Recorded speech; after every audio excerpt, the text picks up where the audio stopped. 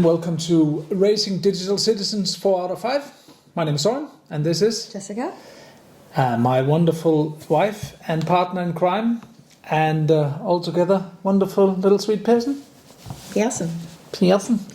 Today we will try to answer some of all of these hundreds of questions, almost. Maybe that was an exaggeration. We've been getting a lot of questions on this subject, and it is a subject that is slowly creeping in to our lives, and certainly also to our kids' lives.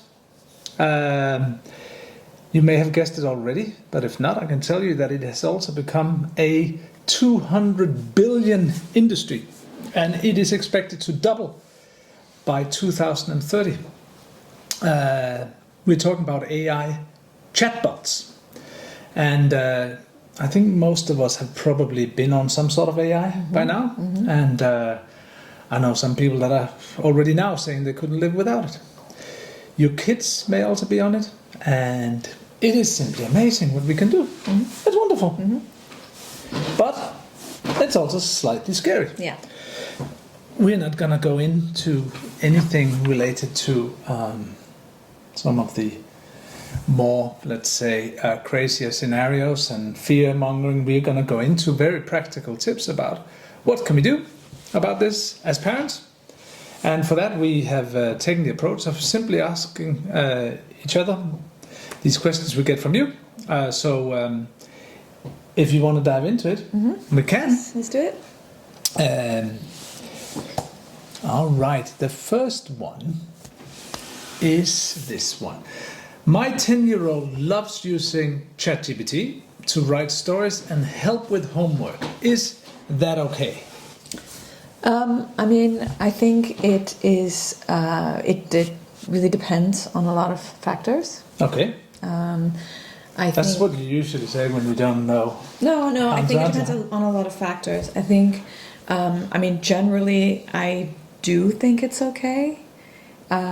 Especially if there is some understanding of, let's say, some limits and where the chatbot begins and where your creativity begins, or where the chatbot ends and your creativity begins, if you know what I mean. I think it depends on also the school and, what are the sort of what's the framework around assignments, because obviously schools are very different now. Some schools are super embracing AI, and some schools are still very much against it. So I'm saying I think there's a lot of factors that go into it that way. I think in general, if it's something that's helping with creativity, and it's something that we're frankly all using now, and it is changing the shape of education. So I would, like most things, say make sure that it's there's open conversation about it, and that you talk about it and that you share, and that there's also plenty of ways that your son or your child can express themselves creatively without the chatbot. Now it's already outdated, I guess, but Common Sense Media in 2023 asked and found out that I think it was 2 in 5, maybe 3 in 5 kids that have already tried some sort of chatbot, which now in 2025 is much higher than that. And a year ago, most parents didn't realize that their kids were using it. So I think this is very, very key to discuss and figure out what we do. Now, another question. Do you want to take it? Yeah, sure. Can kids become emotionally attached to AI chatbots, and is that dangerous? Well, I think it is. I think potentially it can be very dangerous. I think the issue right now is that we have again gone into an area without really understanding it beforehand. And I remember when AI just came out, all the leaders were sort of saying, "Please regulate us, do something. This is potentially very dangerous." But as with many things, we just moved ahead, and there is simply no regulation nowadays. EU have just passed a very important act, but so today in US there is no real regulation around this, and when it then comes to teens and kids' use of it, an area that really should be protected, we've also just jumped into it. So the thing is, the AIs appear to be emotionally interested in you. They appear to be. They are now being designed by their creators to appear as human as possible. They, of course, are not. But they will many times also now start answering directly that in a very human way. There are many of them now that are building in just human-like delays in response. Why are they doing that? And I think the AI could answer in a millisecond. But a human interaction has said, well, don't answer, because to get the kid more engaged, put in a little delay. Some of the ones that are using voice could be coughing, or you can hear them breathing. This is all to make a stronger emotional connection with the child. So it's already happened. Sometimes they say, you are my friend. What kind of AI is a friend? Your silicone nonsense that are sitting there and replying to kids this way. I think it's very dangerous. Now, kids are incredible. They'll understand. So here we come in. They just need to really know from us as parents that it's a great tool for all kinds of stuff. But this is never gonna be your friend. And I would just add, I think that again, as we've said in almost all of our episodes, and it's part of our mission, that when your kids have a fairly solid relationship with you or with their siblings, or when you have a sort of a more trusting, a more open, a more again, not fear-based relationship, they are less likely to fall prey to some of the really scary stories that we've been hearing in the news about kids that have become addicted to chatbots, or one has even committed suicide. And I've looked more into that story about that boy and what his situation was, and I think where again this comes back to the idea of us starting to have conversations about what it means to be human online, or what are our values in a family, or what are some of the ways we can look out for things that are trying to fool us, which is getting harder and harder and harder. But that's what you just said there about how now AI is programming in pauses or going to seem even more and more real. Remember, ultimately, this is also an algorithm that wants to keep you engaged, right? So even AI is trying to do this thing that other algorithms are doing, which is also part of the conversations we want to be having with our kids, the ongoing conversations at the dinner table, at the breakfast table, in the car, so that it doesn't become a separate world. So we can just say the example we had just yesterday about AI bots with our daughter, who said, "Oh yeah, of course. I ask an AI bot about everything." No, she didn't say about. Well, not about everything. Sometimes, and she came back to saying maybe once or twice a month. But it was something that surprised. It surprised us, but it was interesting because she felt that she got a lot of positivity out of it. She thought that it gave her really good advice about one of her breakup with her boyfriend. Maybe we shouldn't reveal any of this. And she's a bit older. And she feels for her it's really crazy that it can happen that you can fall, that you could get to the point where you would hurt yourself, right? So this was also a good sign for me, because it made me realize she felt very sort of confident in her critical thinking skills. Yeah.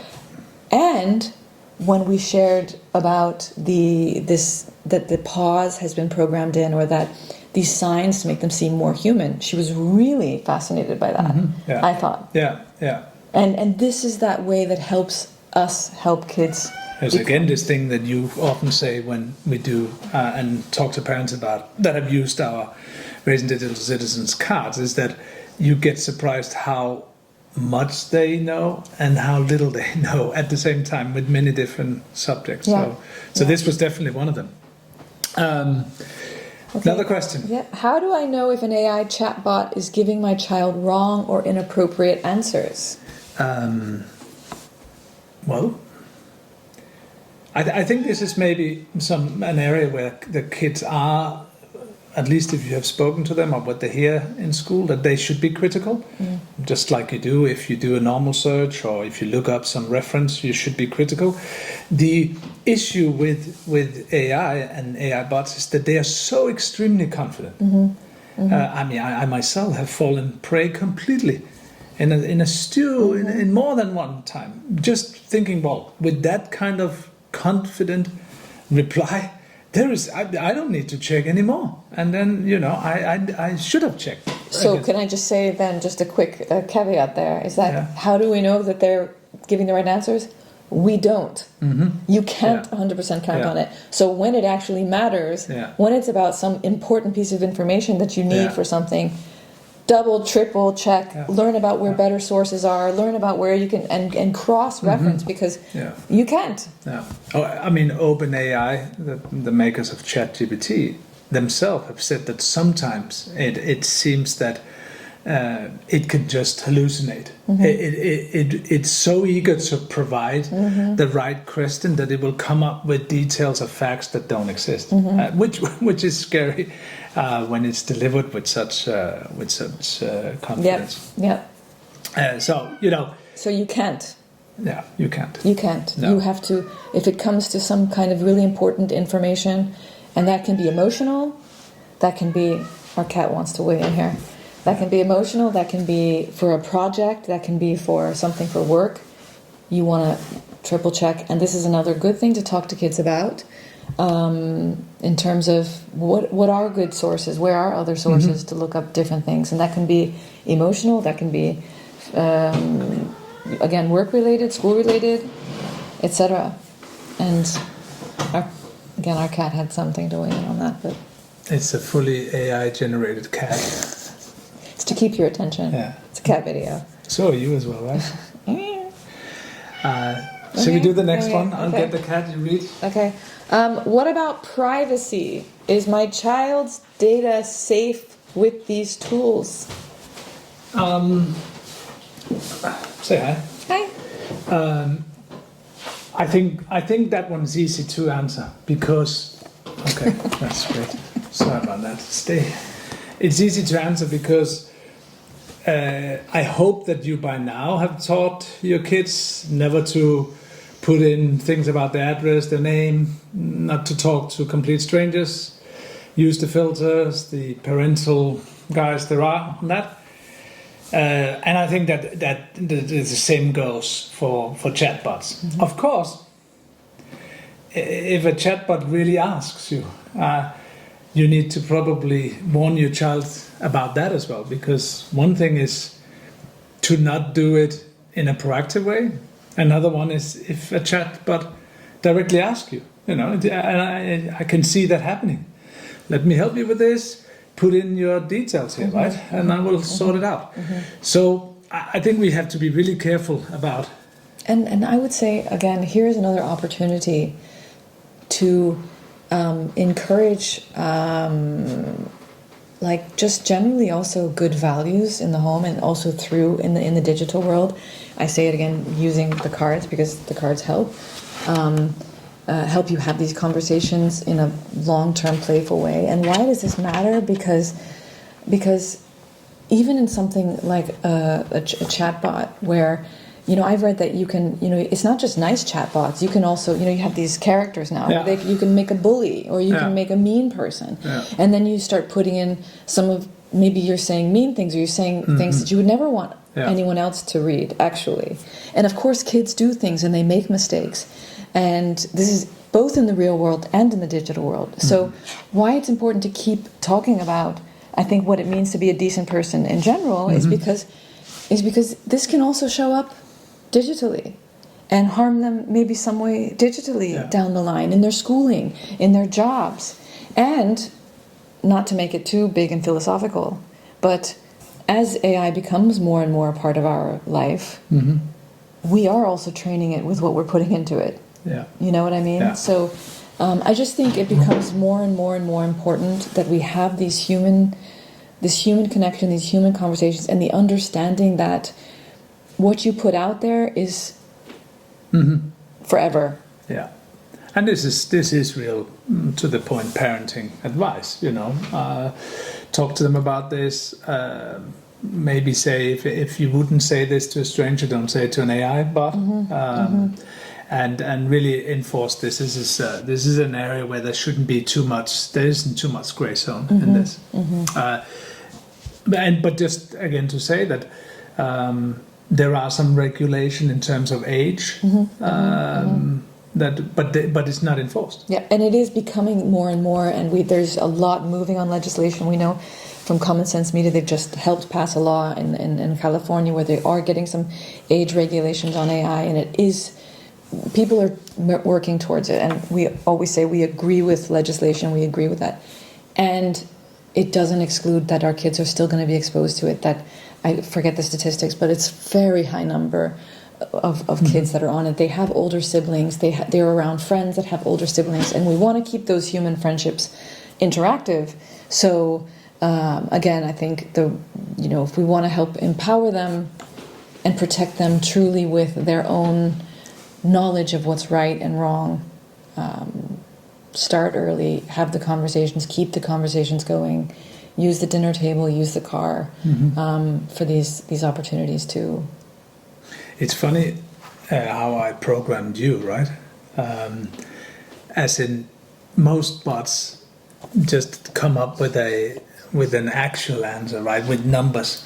But you're so good at appearing human-like, because when you refer to some statistics, you never say, a lot of people. And I mean, notice that? That's good programming.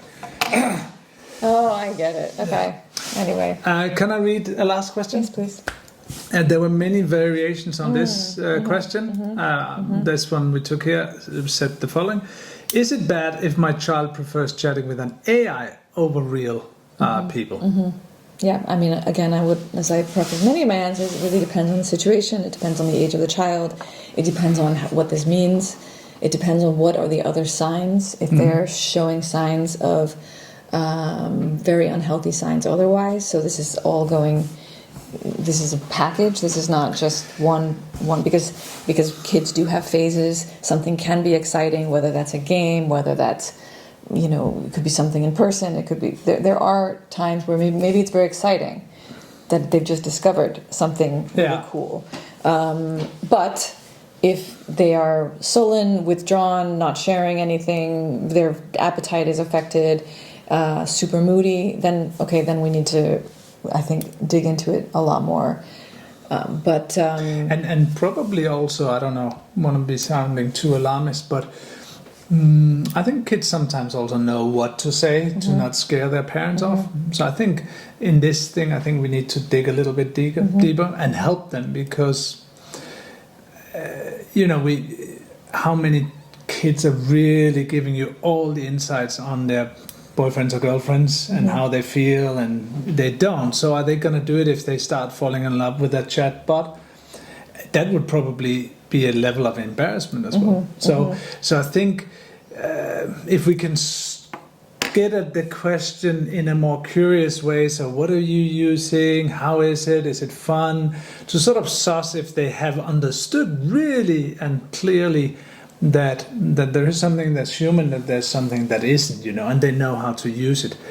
And I would also add, this is one of these places where sometimes we talk about digital hygge, and that's this idea that kids shouldn't feel that they always have to close their doors to go on their screens. So that, of course, we have media-free zones, but that we also have times in the evening where we can be together in the living room with some nice snacks and be on screen sneaks. And talk about, this is what I'm doing on my screen, or what are you doing, and show interest in the siblings. Try to make it a lot more open so that kids don't feel like they have to hide what they're doing, because again, that's where I think the biggest problems arise, is where they really feel there's no openness, there's no space to be able to share what's going on, because that is the space where we can actually help them. And if you are concerned, it's also a good idea then to bring up, maybe something that's happening in the news, or whether a sibling's friend is talking to an AI bot, or very often we have it with our kids where one of the siblings talks about what they're doing and the other child helps them understand what's scary about that or what to look out for. But that comes from also having not just hygge, media-free zones where everybody respects, but also digital hygge where we share what we're doing on our screens. I remember an incident I had myself right in the beginning of AI incident. But I tried to look up something that I really knew a lot about, right? And then you see how wrong it is. I don't know what is it you thought you knew a lot about. what on earth? Chess? What on actually it was? Sad as it is. It was about some chess opening, and then you get this reply that just seems like, wow, this is amazing. This is I could just run with this. But when you know something. But that's an that AI. comes back to that other question we had, which is like, how do you know if you're getting the right information? Yeah. You don't. How do you know if you're seeing the person that has a doctor's coat on that's the right person? You don't. Yeah. We have to, in every sense, help our kids be critical thinkers and just know that like when it's important, you really have to. Yeah. And until we get the right legislation and the right barriers and the right protection, let's be there, create the connection, so they both can use it for, to be curious and satisfy the curiosity, but also to be questioning what they see and what they hear, and let's have fun doing it with them. The best safety filter is connection, I think that for now is the best we can do as parents. Yes, and it does take a little bit of effort and investment, and for us to learn too, which is again why we have created Raising Digital Citizens in general, with the cards and with the free guides to help you learn together with your kids, so that you can build this trust, and it's okay to not know. That is where they will begin to respect you, by admitting we don't know everything. Yeah. It's not about having all the answers. It's about being curious. Being curious. Yeah. And you're curious because you're here right till the end. We thank you for that. Please subscribe or like or do something so we can have more parents listening to the end as well. And feel free to keep sending in your questions. Yes. And have a wonderful day. Thanks a lot. Thank you. Bye.